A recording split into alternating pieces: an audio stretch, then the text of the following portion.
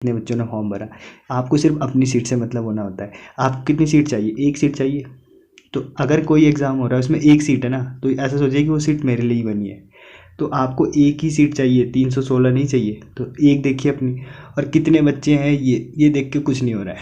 आप अपनी मेहनत देखिए। जब आपको लगेगा कि हाँ मैं ही इस सीट के लायक हूँ, तो समझ लीजिए आप सक्सेस हो गए। Hello guys and welcome again to psycho. वंदोरा के स्ट्रेटेजिक वीडियो में आपका स्वागत है। इस वीडियो में मैं आपको वंदोरा एग्ज़ाम को क्रैक करने का बेस्ट अप्रोच बताऊंगा। और इस वीडियो में मैं आपके कई सवाल जैसे कि बुक्स कौन सी पढ़ें, कट ऑफ कितनी जाएगी, एग्ज़ाम कब होगा, सिलेबस किस प्रकार कवर करें, इन सब प्रश्नों के भी उत्तर दूंगा।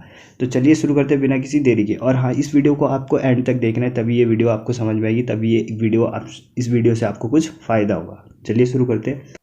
सबसे पहले बात करते हैं एग्ज़ाम पैटर्न की। तो ये इंटरमीडिएट एग्ज़ाम है। ओके, इसमें 100 क्वेश्चन आएंगे, 100 MCQ आएंगे और 2 घंटे का टाइम मिलेगा हमको। ये 2 घंटे का टाइम बहुत ज़्यादा टाइम है। ओके, यानी कि एक क्वेश्चन पे 1 मिनट से भी ज़्यादा का टाइम मिल रहा है। और साइंस में ये बहुत ज़्यादा ही टाइम है। मैथ्स के क्वेश्चन है नहीं जो कि टाइम लगेगा सॉल्व करने में। साइंस का प्रतिशत आंसर आएगा और कुछ आएंगे फिजिक्स के न्यूमेरिकल, तो वो भी इतने टफ नहीं होते हैं, वो भी हो ही जाते हैं 1 से 1.5 मिनट के अंदर। तो टाइम तो बहुत ज़्यादा दे रखा है इन्होंने, 100 क्वेश्चन। तो हमको बस एक्यूरेसी मेंटेन करके रखना है। जितना ज़्यादा एक्यूरेसी मेंटेन रहेगा उतना ही अच्छा होगा। ओके, जो एग्ज़ाम वो 2 चरणों में होगा। एग्ज़ाम 2 चरणों में, एक में होगा रिटन टेस्ट। पहले रिटन टेस्ट होगा और फिर जो रिटन में क्वालिफाई होंगे उनको बुलाया जाएगा फिजिकल के लिए। फिजिकल में 2 गुना बुलाए जाएंगे, मतलब कि पोस्ट जैसे 316 है तो 316 का डबल बुलाए जाएंगे फिजिकल में। ओके, अब टोटल पोस्ट की बात करें, टोटल पोस्ट है 316। ओके, ये आप देख लीजिए टेबल, जनरल की इतनी है 162 और वगैरह। कट ऑफ की बात करें, देखिए इसे पोस्ट तो है 316 पोस्ट है। और अगर देखें तो 80,000 अभ्यर्थियों ने इसे भरा है, इसके फॉर्म को भरा है। तो अगर हम रेशियो निकालें कि एक बच्चे को कितने को कंपटीशन देना है, तो 1:250 आएगा। 1:250, यानी एक बच्चा 250 बच्चों को कंपटीशन देगा। ओके, तो इस बेसिस पे हम बोल सकते हैं कि कट ऑफ 80 से 85 के बीच जाएगा। 80 से 85 आपके आ रहे हैं मॉक टेस्ट में, तो आप सिक्योर है। ओके, तो 80 और 85 के बीच ये सेफ स्कोर रहेगा। ठीक है, तो सिलेबस में इन्होंने पहले बोला था कि विज्ञान और एग्रीकल्चर के क्वेश्चन आएंगे 100, पर इन्होंने बाद में एग्रीकल्चर को हटा दिया और सिर्फ बोला कि 9th और 10th NCERT से साइंस के क्वेश्चन आएंगे। 9th और 10th NCERT साइंस के क्वेश्चन आएंगे 100 सिलेबस में। ये अभी मैं आपको बताऊंगा, सिलेबस पूरा डिस्कस करूंगा और बताऊंगा आपकी अप्रोच क्या होनी चाहिए, सिलेबस को कैसे पूरा करना है। ओके, अब कौन सी बुक पढ़नी चाहिए? देखिए बुक कौन सी पढ़नी चाहिए मेरे अकॉर्डिंग, सबसे पहले आप 9th और 10th की NCERT लीजिए, 9th और 10th की NCERT, और इसको लाइन बाय लाइन पढ़िए। ठीक है, एक दिन में एक चैप्टर पढ़ना है, लेकिन अच्छे से पढ़ना है। क्या करना है, पहले एक चैप्टर उठाया, जैसे पहला चैप्टर उठाया 9th का केमिस्ट्री का पहला चैप्टर उठाया, आपके हाथ में पेंसिल होनी चाहिए और एक लाइन से पढ़ते रहना है, याद नहीं करना है, सिर्फ पढ़ना है। जहाँ पे आपको कुछ इंपॉर्टेंट मिला उसको अंडरलाइन कर लीजिए या फिर उसको मार्क कर लीजिए। ऐसे करते करते आप रोज़ एक एक चैप्टर करना है। तो देखिए 9th में भी 15 से 16 चैप्टर है, 10th में भी 15 से 16 चैप्टर है। ओके, तो दोनों को मिला के, और इनमें कुछ चैप्टर ऐसे हैं तो जो एक दिन में आप 2 भी कर सकते हैं। तो आपका जो सिलेबस हो 30 दिन में कंप्लीट हो जाएगा। 30 दिन में आपका सिलेबस कंप्लीट हो जाएगा। 30 दिन में कंप्लीट हो जाएगा और आपको रिवीजन करने के लिए भी टाइम मिल जाएगा। तो पहले तो ये है कि सबसे पहले आपको NCERT कंप्लीट करनी है लाइन बाय लाइन। ठीक है, लाइन बाय लाइन कंप्लीट करनी है। और मैं बता देता हूँ आपको कैसे करना है। जैसे ये सिलेबस लेना है, आपको पहले एक तो सिलेबस का प्रिंट आउट निकलवाना है। अगर नहीं निकलवा सकते तो आपको एक पेज पे नोट करना है पूरा सिलेबस। नोट करने के बाद जैसे ये है एसिड बेस एंड सॉल्ट, ये वाला चैप्टर है। ठीक है, इस चैप्टर को लिया हमने। ओके, 10th का चैप्टर है केमिस्ट्री का, इसको लिया हमने। इसमें जब पढ़ेंगे तो हम वहाँ पे जनरल प्रॉपर्टीज़ पढ़ेंगे। पहले जनरल प्रॉपर्टीज़ पढ़ लिया जैसे बुक से, तो इसको टिक कर देंगे, टिक कर दिया। ऐसे एग्जाम्पल एंड यूजेस किया, इसको टिक कर दिया। कॉन्सेप्ट ऑफ pH स्केल किया, इसको टिक कर दिया। ऐसे ऐसे करके जब पूरा आपका सिलेबस टिक हो जाएगा तो आप समझ लीजिए कि आपने पूरा सिलेबस कंप्लीट कर दिया। ऐसे करके आपने पूरा सिलेबस कंप्लीट करना है 9th और 10th की बुक से, NCERT की बुक से। ओके, एक बार जब आपका 9th और 10th NCERT कंप्लीट हो जाएगा, NCERT एक बार 9th और 10th कंप्लीट करना है, एक बार तो करना है एटलीस्ट। ज़्यादा से ज़्यादा कितनी बार कर लीजिए। देखिए कहा जाता है कि एक बुक को 10 बार पढ़ना अच्छा होता है एज़ कम्पेयर टू 10 बुक को पढ़ना। ठीक है, तो NCERT को अगर आप 2-3 बार भी रीड मान लोगे, खाली रीड, देखिए पहली बार तो मैंने क्या बोला कि आपको पढ़ना है और मार्क करना है, फिर दूसरी बार जो आपने मार्क किया है ना उनको पढ़ना है। कि क्या मार्क कर रखा है मैंने, वो रिकैप हो रहा है आपको कि नहीं हो रहा है, वो करना है। तो एनसीईआरटी आपका अगर कंप्लीट हो गया, इसके बाद आप लूसेंट की बुक ले सकते हैं। लूसेंट की बुक, इससे एमसीक्यू लगा सकते हैं। ओके, और अगर थर्ड बुक बोलूँ, एक और बुक बोलूँ, तो एक आती है कॉस्मोस की बुक। ये मैं आपको यहाँ पे दिखवा देता हूँ बुक, ये है कॉस्मोस की बुक।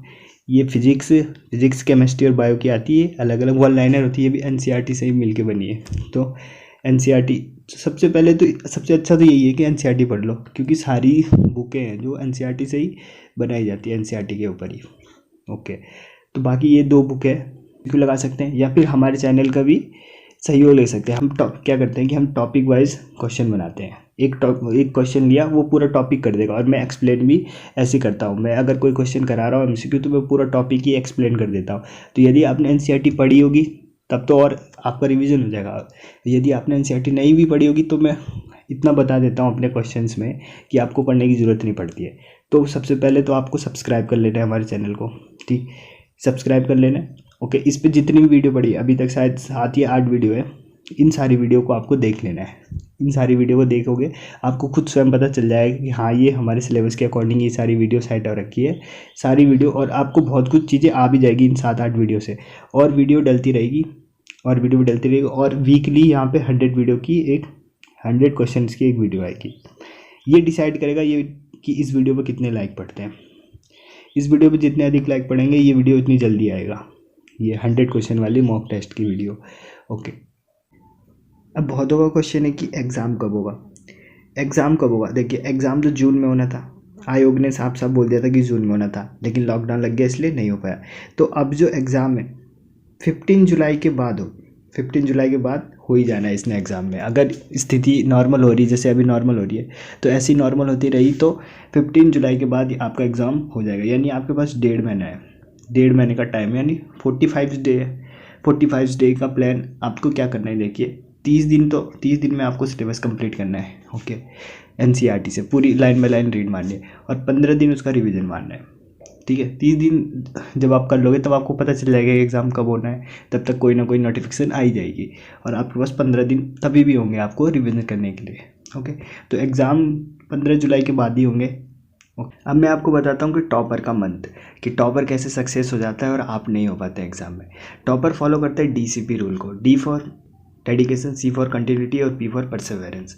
यानी कि अगर किसी को सक्सेस होना है तो इस 3 को तो फॉलो करना ही पड़ेगा, उसे अपनी लाइफ में इस तीनों को इम्प्लीमेंट करना ही पड़ेगा। डी फॉर डेडिकेशन, यानी डेडिकेट होकर पढ़ना पड़ेगा आपको। यदि आप इस एग्ज़ाम के लिए डेडिकेट नहीं है, तो मैं लिख के देता हूँ, ये एग्ज़ाम आपसे नहीं निकलेगा। आपको सबसे पहले डेडिकेट होना है, आपको डेडिकेट होकर ही पढ़ना पड़ेगा इस एग्ज़ाम के लिए। ठीक है, सी फॉर कंटिन्यूटी, यानी कि आपको रोज़ पढ़ना पड़ेगा, आपको रोज़ पढ़ना पड़ेगा। यदि आप 2 से 3 घंटे भी रोज़ पढ़ रहे हैं, तभी भी आपका सिलेक्शन हो सकता है। 3 घंटे पढ़ना भी ठीक है, 3 घंटे, लेकिन आप इससे और भी बढ़ा सकते हैं, लेकिन आपको रोज़ पढ़ना पड़ेगा। चाहे कुछ भी हो, बाढ़ आ जाए, आंधी आ जाए, तूफान आ जाए, 3 घंटे आपको कैसे भी निकालना है। 3 से 4 घंटे आप जितना भी बना सकते हैं, 3 से 4 घंटे, और इस टाइम को बढ़ाना है। जैसे आज आप 3 घंटे पढ़ रहे हैं, तो कल आपको 3 घंटे से ज़्यादा पढ़ना है, कम नहीं पढ़ना है।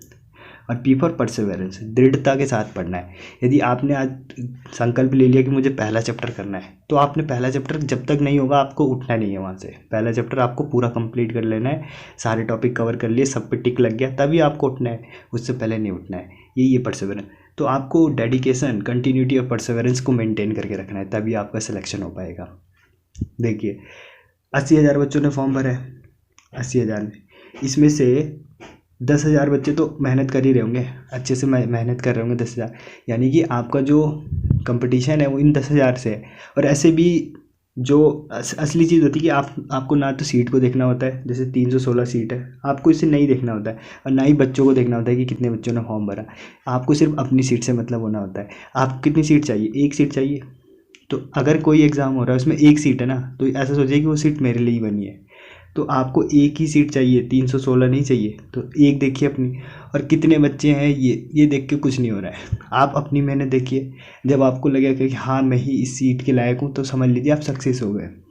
इसके लिए आप क्या कर सकते हैं, टाइम टेबल बना सकते हैं। टाइम टेबल बनाइए कि सुबह इतना पढ़ना है, सुबह के 2 घंटे पढ़ना है, शाम को 2 घंटे, या सुबह 3 घंटे, जितना अधिक टाइम निकाल सकते। क्योंकि वंदरों के साथ साथ आप यूके SSS की भी तैयारी कर रहे होंगे, या अन्य सेंट्रल एग्जाम की भी तैयारी कर रहे होंगे, उसके लिए भी टाइम निकालना है।